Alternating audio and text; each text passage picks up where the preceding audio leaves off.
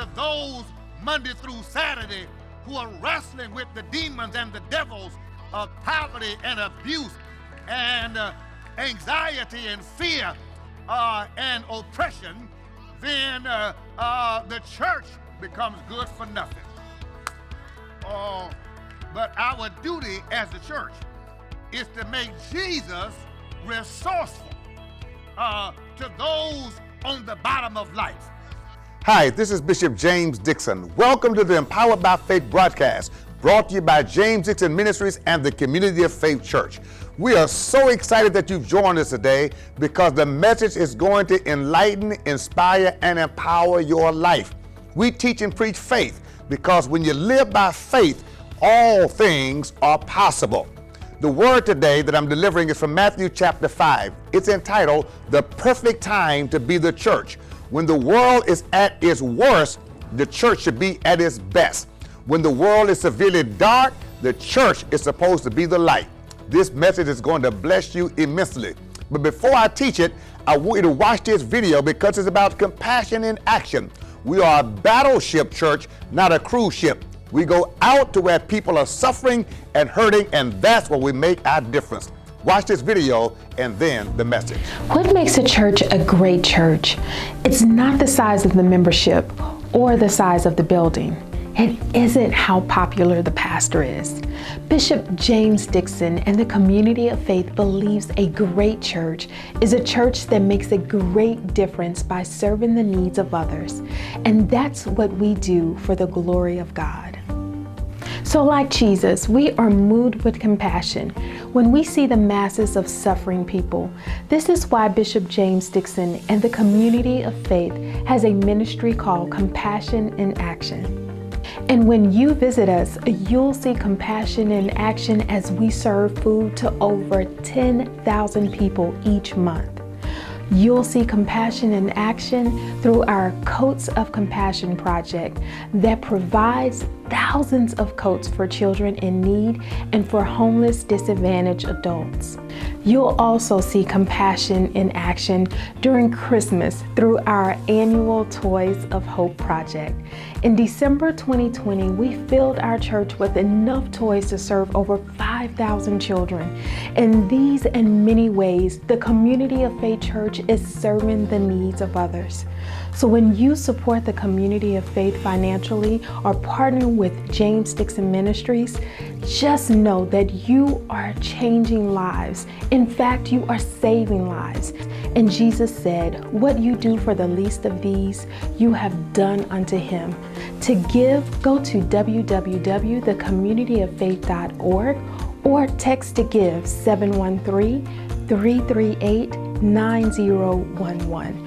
Or you can donate through Cash App at $ the COF Church. Thank you and God bless. Today, brothers and sisters, I want to suggest to us that with the predicament of darkness, predicament of challenge, difficulty, and uncertainty that the church finds itself in our world context, I agree with Mr. Churchill that this should be the church's finest hour. The church, brothers and sisters, is called and sent by God to represent the kingdom of Jesus Christ in the world and on planet Earth.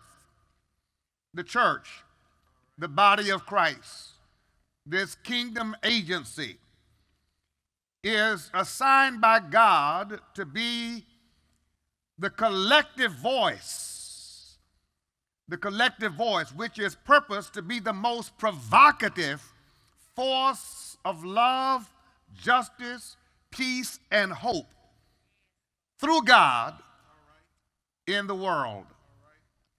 It is really unfortunate that most people in the church don't know what the church is for. One of the greatest greatest misunderstandings of church people is why the church even exists. And because of that ignorance, the church has been used for far lesser purpose. And if we don't correct it, we will miss the church's opportunity to be our finest at an hour like this.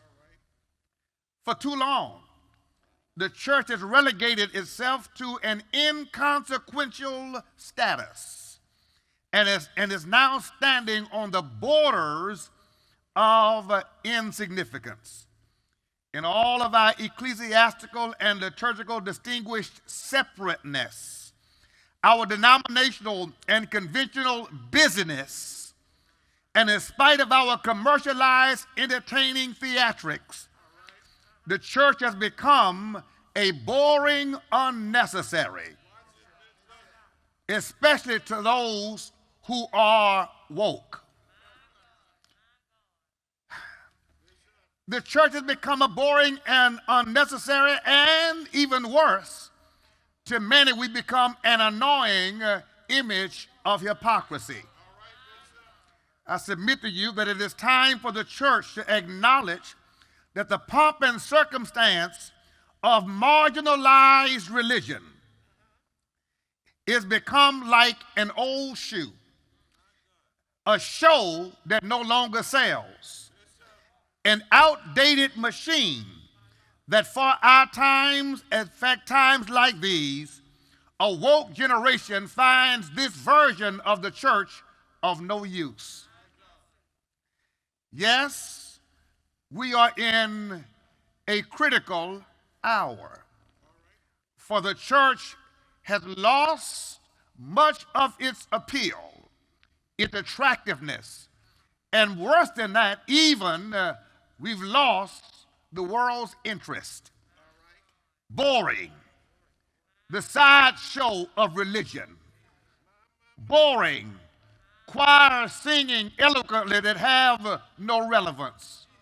Boring, bigger and bigger buildings, larger and larger budgets, and smaller difference. Boring, full of pomp and circumstance, ecclesiastical regalia, big titles, but little power. The church losing interest because it has become a sideshow of insignificance and irrelevance. This, brothers and sisters, is not a pretty picture. It is a painful admission that is honest and transparent. And lest you think that I am down on the church, let me say to you very quickly, I'm not hopeless concerning it, but I am honest concerning it. That we cannot any longer afford to continue business as usual. And in the words of Dr. Martin Luther King, whose speech we know, the I Have a Dream speech, the original title had to do with normal never again, because he understood that normalcy would sink us into irrelevancy.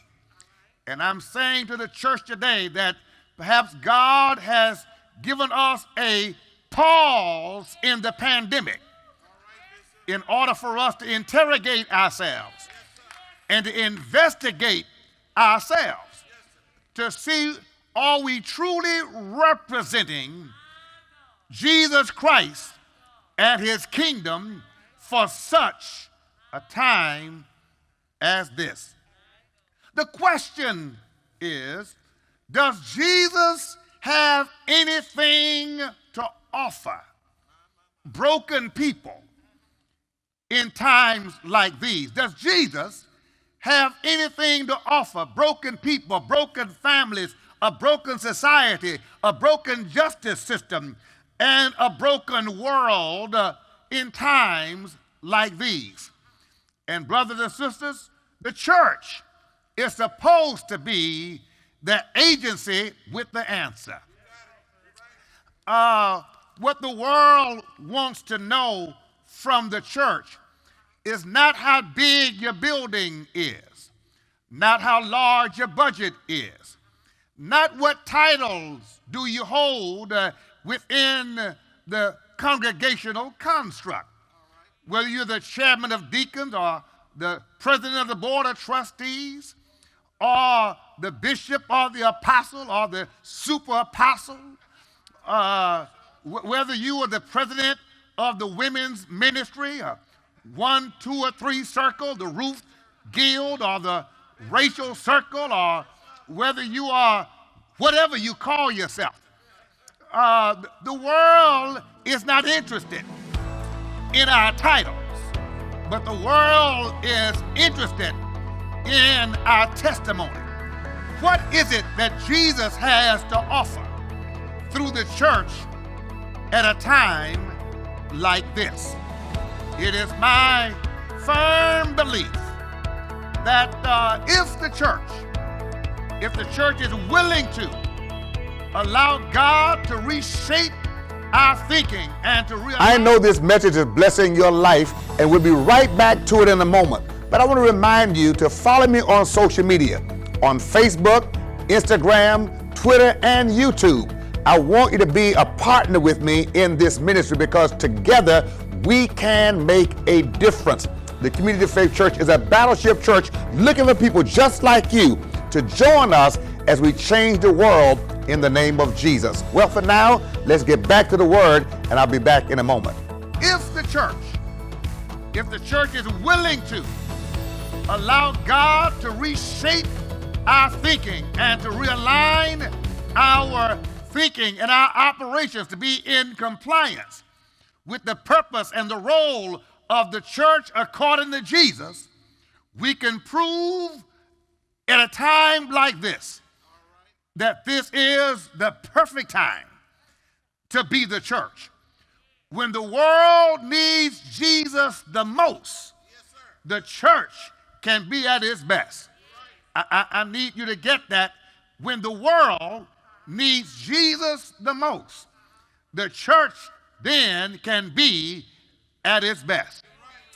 I want to say this one more time. When the world needs Jesus the most, the church should be at our best. And if there was ever a time that the world needed Jesus, that time is right now. I said if there were ever a time that the world needed Jesus, that time is right now. My aim in this message is largely to reignite the church's confidence in the fact that what the world needs most is Jesus. I'm sorry to report to you that the church's confidence in Jesus is waning. That one of the reasons the church is on the sidelines the church sits on the sideline is because we don't believe we have the answer to the crisis in the public square. You do understand that unless you believe that Jesus is the answer, then the church then becomes sounding brass and tinkling cymbal. And I believe that we have resorted to this religious irrelevance because we don't believe that Jesus is the answer to the world's brokenness, to broken families, to broken marriages, to broken systems, to a broken economy, to a broken system of justice, to a broken, world. Jesus is still the answer. And so Jesus himself, when speaking to his disciples, to the church in front of him. In Matthew chapter 5, in the section of scripture we call the Sermon on the Mount, Jesus exhorts his followers to understand that because of their connection to him and his connection to them, you are the salt of the earth. And you are the light of the world. Jesus says to them that because of your connection to me and my connection to you, you are the salt of the earth, and you are the light of the world. Oh, God. Jesus is saying to the church that as dark and bitter and distasteful and abhorring as the world is, as broken as the world is, Jesus says, you are the salt of the earth, and you are the light of the world. You are the agency of transformation that the world and the earth needs, because I am in you and you are in me. It was Dietrich Bonhoeffer who accurately explained that the church is Christ active in community. That the church is Christ active in community. That's what the church is. The church is Jesus Christ actively operating in community. That the church is a community of people in which and through which Jesus is active.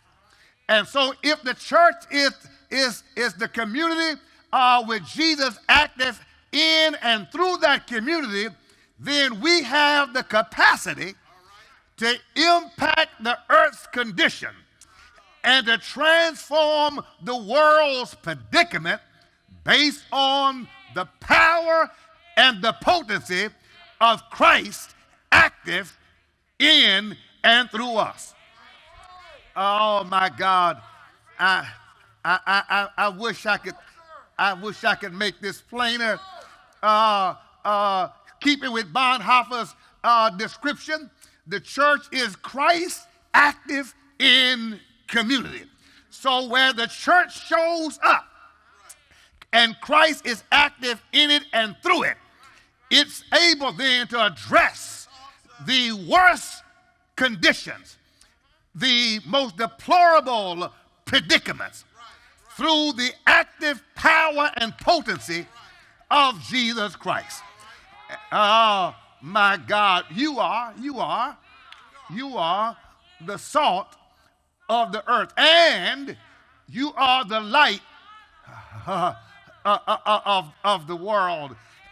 Yes. But if the salt loses its saltiness, it is good for nothing.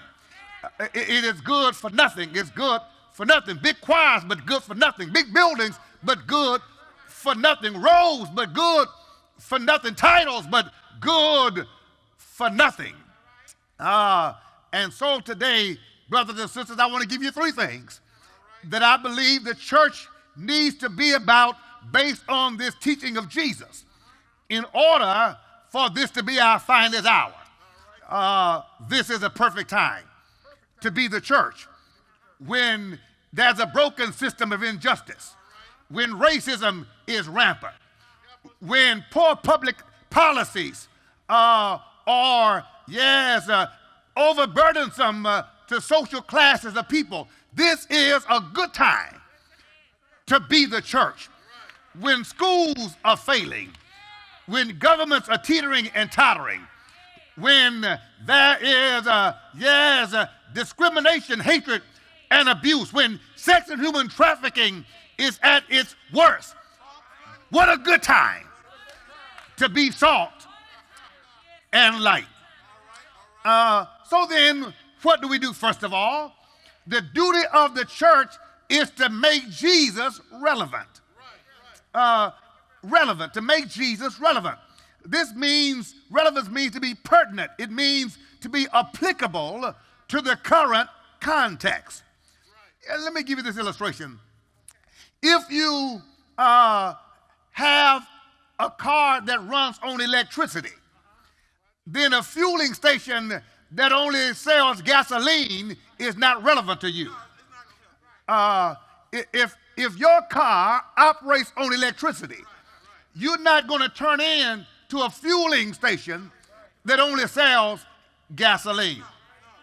Can I tell you that people pass up the church because they don't see any relevance to pulling in? But if we would allow Jesus to be who he is in the context of the church, people would pull in because they know Jesus is the answer. The salient point to grasp here, my brothers and sisters, is that the church is only relevant if it can be determined that we are applicable for the world's broken condition. As another author said, religion too often has become a retreat from the public square.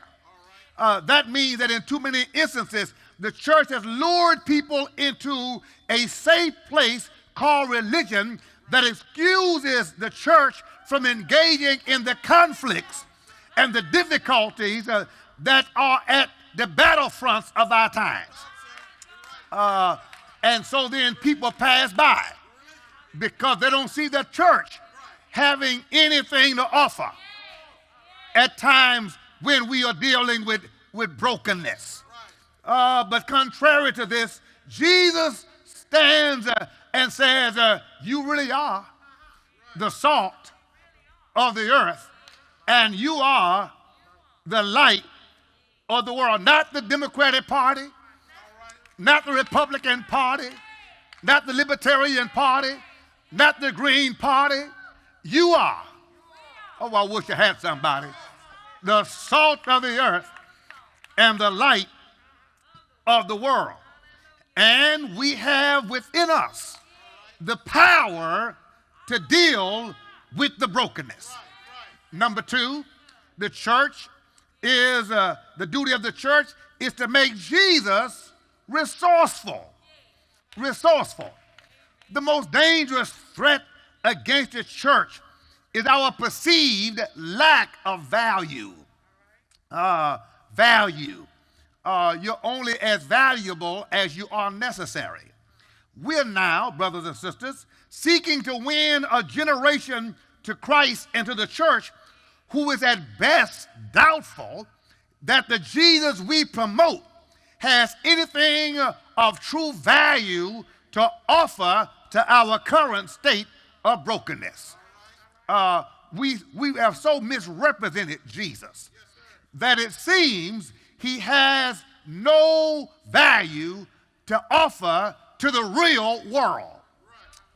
And so woke people are saying, why should I wake up and go to church? Why do I join the church? Why should I follow that movement? What is, because they see no resourcefulness.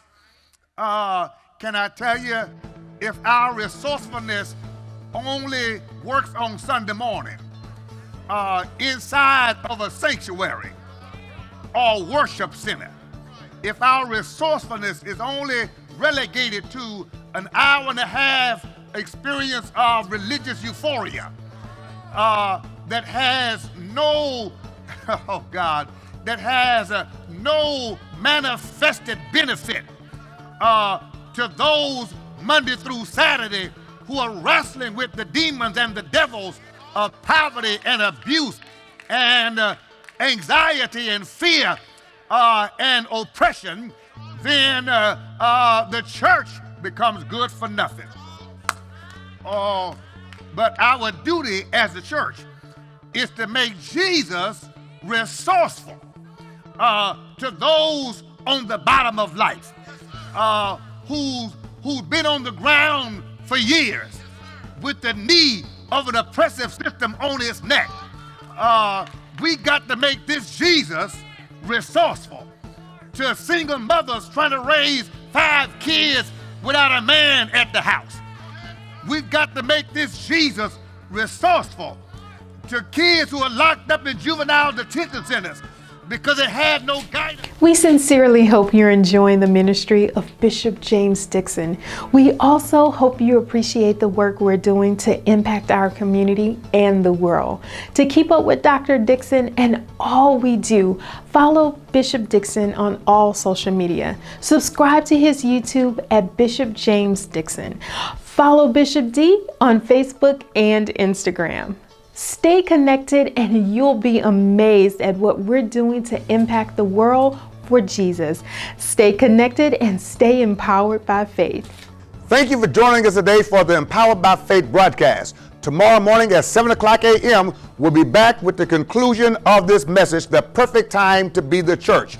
But for now, I want you to consider following me on social media. The handles are on the screen. And if you need a pastor and a church, a battleship church that's making a difference where the difference needs to be made, you want to join us because God is using the Community of Faith Church to really impact people's lives where it counts. I thank God for you and for your prayers and for your support. And remember, when you're empowered by faith, all things are possible. We thank you for tuning in today. We're certain this end-time message has been relatable, resourceful, and is refueling you to want to make changes in order to be a change agent for yourself, your family, your community, state, and yes, this nation. This is not it. There's more.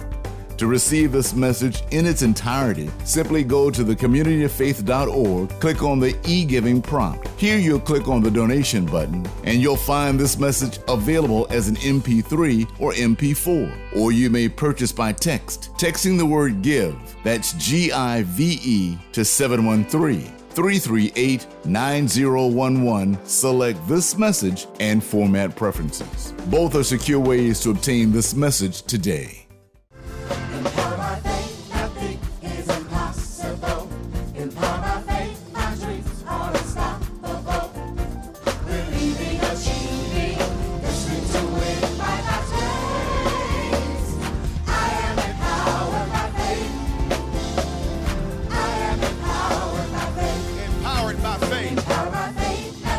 Nothing is impossible. Empowered. You've got to believe your dreams are unstoppable. Believing in Jesus.